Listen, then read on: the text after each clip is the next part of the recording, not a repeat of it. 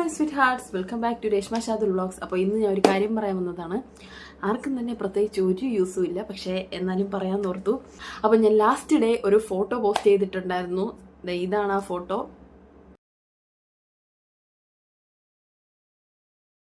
Jasmine ജാഫറിൻ്റെ ഒരു ഫോട്ടോയാണ്.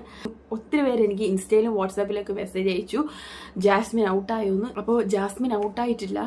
5 to 6 months back യൂട്യൂബേഴ്സിൻ്റെ ബിഹൈൻഡ് വുഡ്സിൻ്റെ ഒരു പ്രോഗ്രാം ഉണ്ടായിരുന്നു. അതിന് ഞാനും പോയിട്ടുണ്ടായിരുന്നു. അപ്പോൾ അതിന് വെച്ച് കണ്ടതാണ്. അപ്പോൾ ജാസ്മിൻ എൻ്റെ അടുത്ത് കണ്ട് സംസാരിച്ചപ്പോൾ ജാസ്മിൻ വളരെ ഫ്രണ്ട്ലി ആയിരുന്നു, നല്ല ബിഹേവിയർ ആയിരുന്നു, മാത്രമല്ല നല്ല ബ്യൂട്ടിഫുള്ളും ആയിരുന്നു. അത് പറയണം, ഹൈലൈറ്റ് ആണ്.